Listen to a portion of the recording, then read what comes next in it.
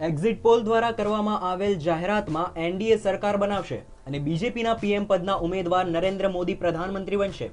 આની પહેલા યુપીએ સરકારમાં 28 કેબિનેટ મંત્રીઓ અને 43 રાજ્યમંત્રીઓ હતા।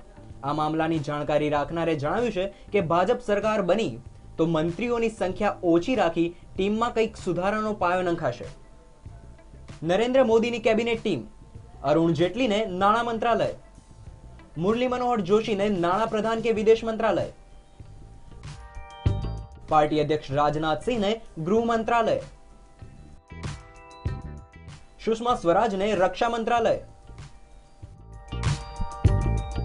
पूर्व सेनाध्यक्ष वीके सिंह ने रक्षा राज्य प्रधान, नितिन गडकरी ने इंफ्रास्ट्रक्चर के रेल मंत्रालय, रामविलास पासवान ने कैबिनेट में स्थान मळशे अने हेल्थ डिपार्टमेंट पण आपवामां आवशे। अरुण शौरी वाणिज्य मंत्री, राजीव प्रताप रूडी नागरिक उड्डयन मंत्री, रविशंकर प्रसाद कायदा मंत्री, मनोहर पर्रिकर होम खातु, स्मृति ईरानी महिला अने बाळ विकास।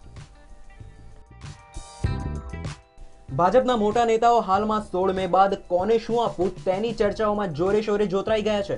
સંઘના મોટા પદાધિકારીઓ દિલ્હીમાં છે, જેથી સરકાર સાથે જોડાયેલી ગતિવિધિ પર નજર રાખી શકે। મુખ્તાર અબ્બાસ નકવી, શાહનવાઝ હુસૈન, પુરુષોત્તમ રૂપાલા, પિયુષ ગોયલ, અમિત શાહ, સુરેશ પ્રભુ અને વરુણ ગાંધીનો સમાવેશ કરાય તેવી શક્યતાઓ છે। Bureau report, news online, Ahmedabad.